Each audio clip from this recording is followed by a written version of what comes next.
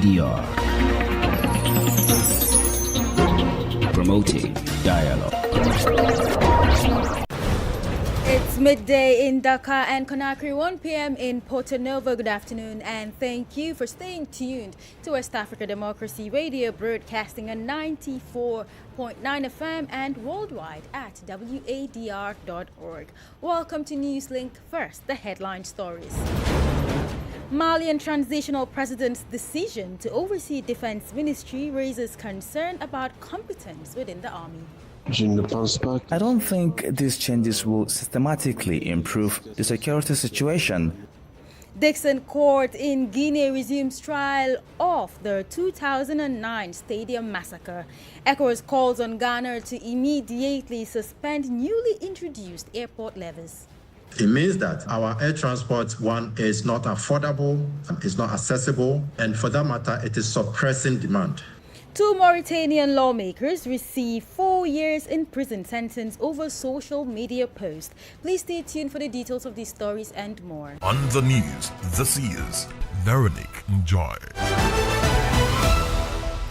Glad to have you join us. Mali's military leadership is being reshaped following the death of Defense Minister General Sadio Kamara, killed in an attack on his Kati residence on April 25th. Transitional President General Assimi Goïta has now taken direct charge of the Defense Ministry, with Army Chief General Omar Jara serving as Deputy Defense Minister. The shake-up comes as insecurity persists across the country, with reactions in Bamako remaining mixed amid growing security concerns. Sankule Janko completes the story. The head of Mali's transition, General Assimi Goïta, now also holds the position of Minister of Defense. The move, according to some residents in the capital Bamako, is justified by the recent wave of attacks. I think the decision for the transitional president to also take on the role of Minister of Defense is quite a wise one. Given the current situation in the country, it appears to be a carefully considered move, and it also shows a reduced level of trust in others. Others, however, point to the appointment of the Army Chief of Staff, General Omar Jara, as Deputy Minister of Defense, saying it simply strengthens an already existing military command structure. We're in a critical phase, so appointing someone in this context who is not familiar with ongoing operations or fully immersed in the realities on the ground could still cause harm. However, it also helps ensure day-to-day management of the ministry and guarantees continuity of command. But some citizens remain unconvinced, arguing that these changes are unlikely to bring any real shift in military strategy on the ground. I don't think these changes will systematically improve the security situation. They were aligned in the same line of thinking. These are people who share almost the same values. Authorities say the reorganization should tighten security coordination and boost the fight against terrorist groups as military operations continue across the country. A report by WADR's Aliou Cham in Bamako and voiced by Sankule Janko. Still in Mali, Amnesty International is raising alarm over the disappearance of prominent Malian lawmaker and opposition leader Moutaga Tall, who was reportedly taken from his Bamako home in the early hours of May 3rd by armed men in unmarked vehicles.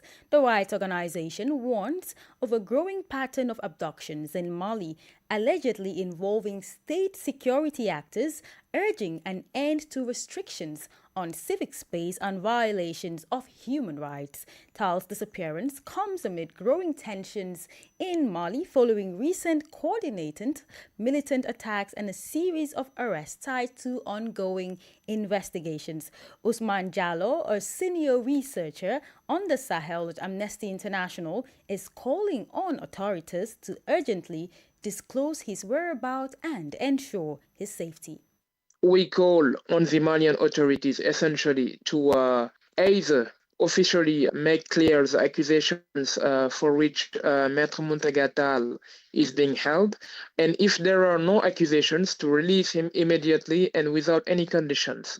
Because if there are no accusations, we are in the case of an enforced disappearance, which may put Maître Muntagatal in danger of being ill-treated or being victim of torture, and which is in violations of Mali's law, but also international obligations.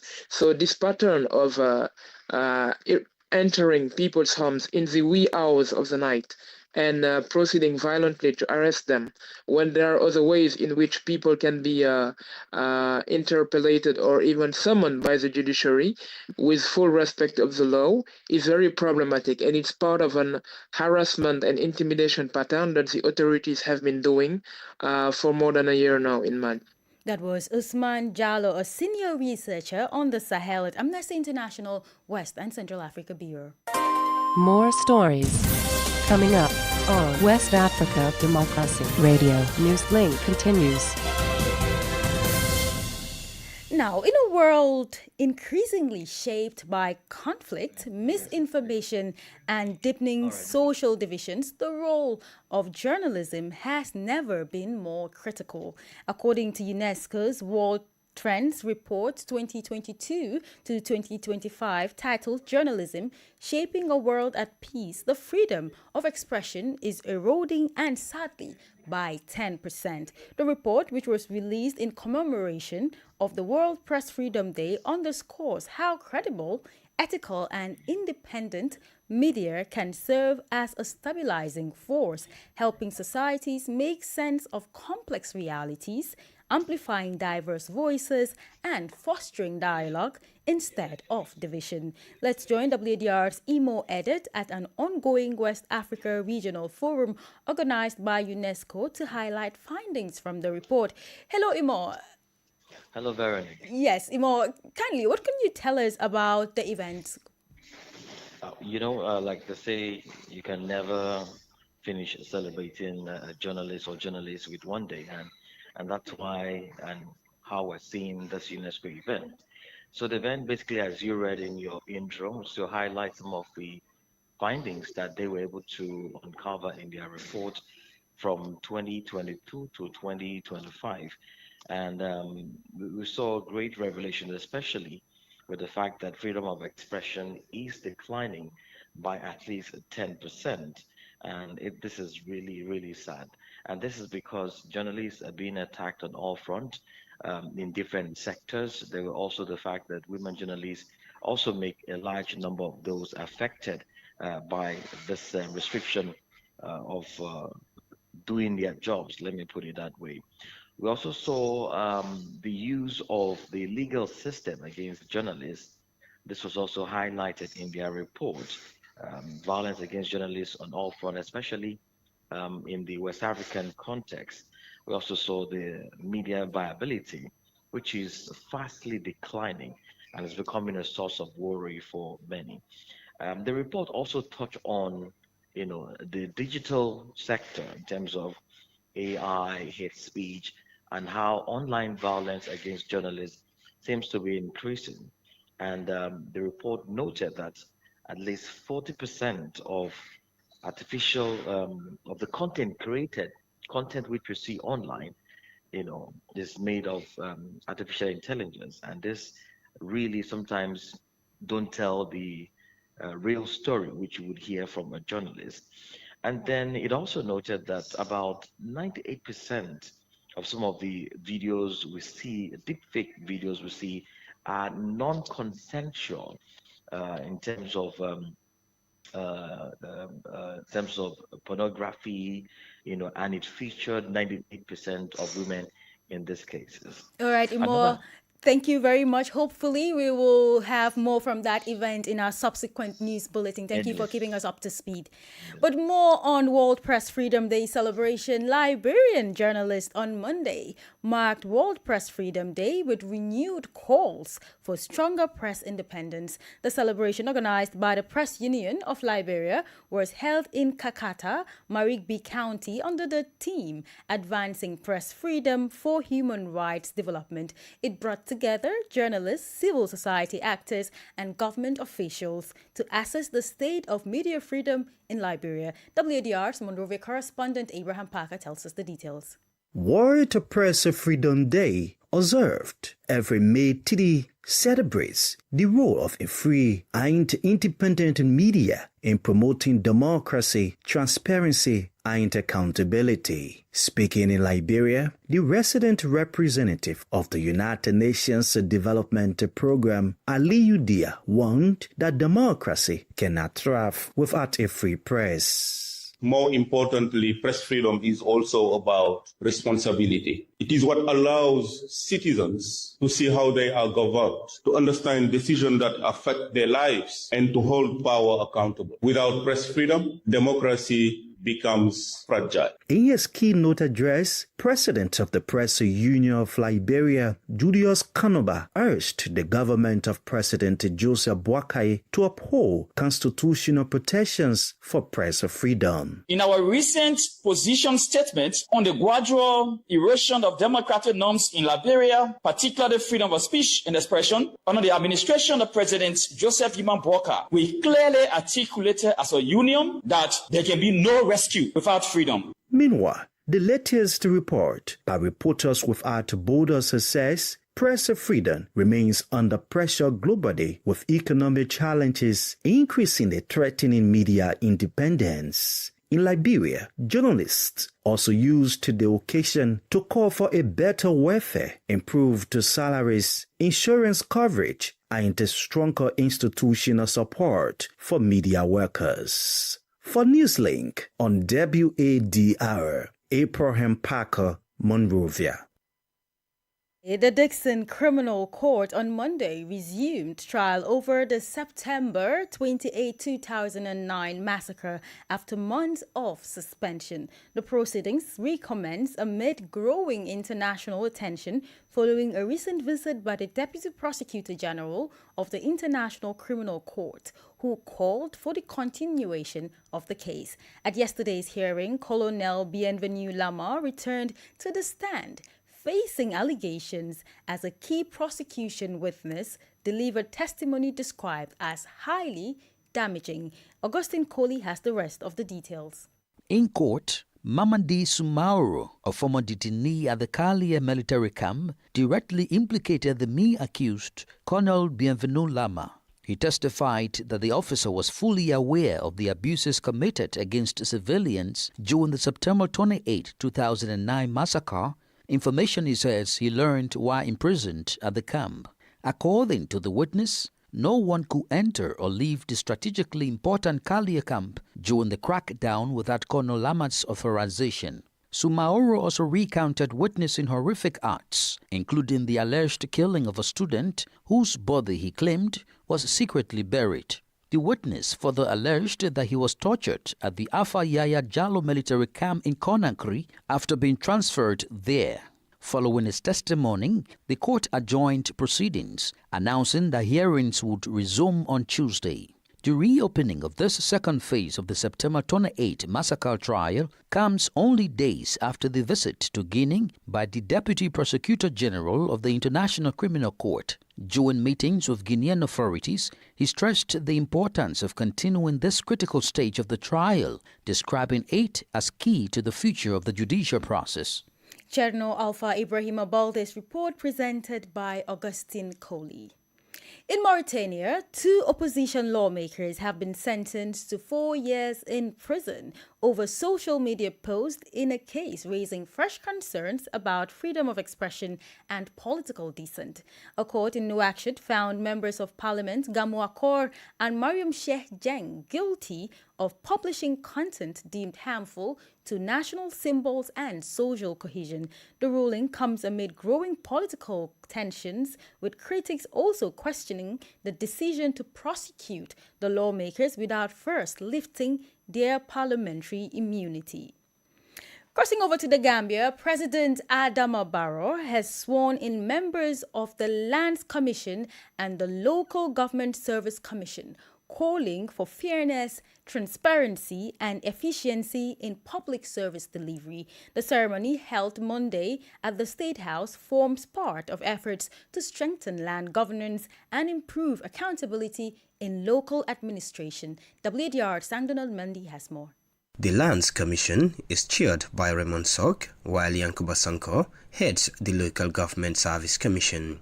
Delivering his statement, President Adama Barrow underscores the relevance and urgency of establishing these vital institutions, noting their role in strengthening land administration and local governance structures. We have been encountering numerous challenges linked to disputes, double allocations, and unregulated acquisition of land that have regretfully sown seeds of discord, torn communities apart, and hinder our progress.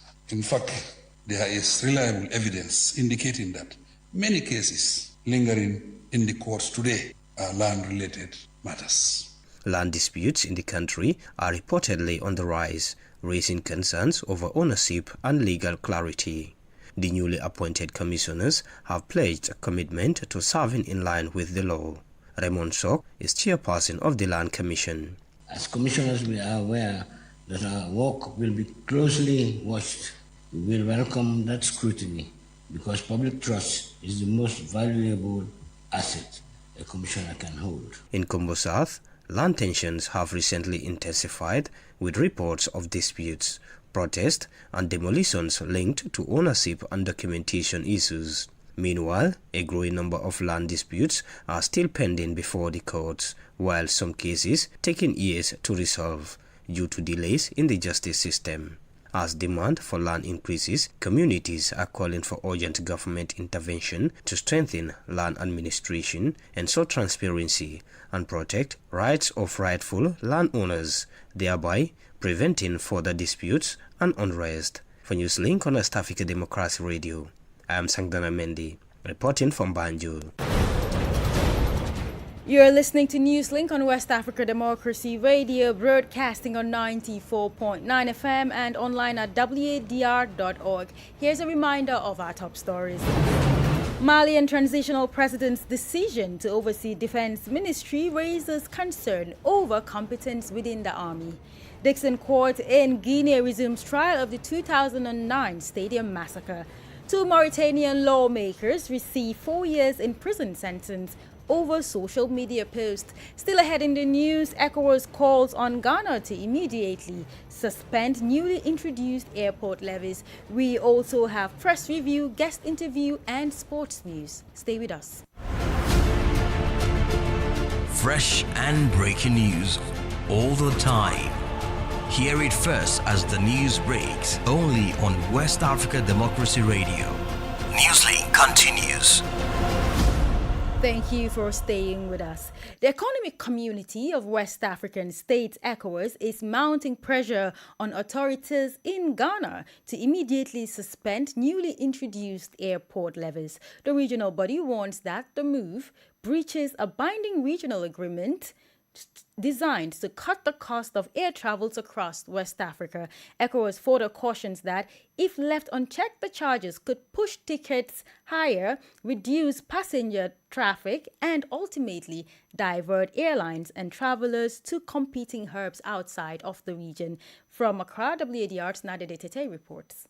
At the center of the disagreement is ECOWAS' Supplementary Act, which commits member states to eliminate several aviation-related taxes, including ticket, tourism, and solidarity levies, while also reducing key charges to make flying more accessible. In a letter signed by Commission President Omar Aliou Toure, the Commission argued that Ghana's latest measures are inconsistent with both the letter and spirit of that agreement. The bloc points specifically to 2 new charges, an $18 security fee applied to return tickets and a $100 airport infrastructure development levy on international passengers. ECOWAS warns, among others, that sustained increases in charges could make West African airports less competitive, encouraging airlines and travelers to reroute through alternative hubs. Prince Appiah is the Director of Transport at ECOWAS.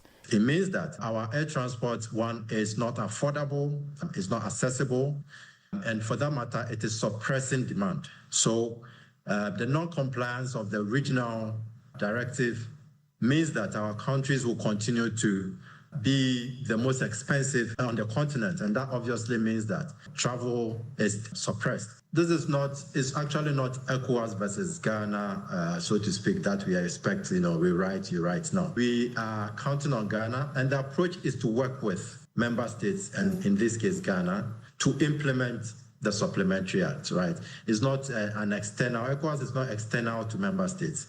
Ghana, however, argues that the levies are necessary to fund critical airport infrastructure, expansion and enhance security systems, particularly amid rising operational and maintenance costs. The issue is expected to be reviewed at upcoming ministerial and summit meetings as ECOWAS monitors compliance with its regional aviation reform agenda.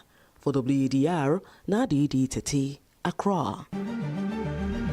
This is the newspaper review. Stay abreast and find out what the top stories are in your country. This is the newspaper review. The newspaper review. Today's newspaper review takes us to Liberia, where WDR's Abraham Parker is standing by with major headlines on national issues.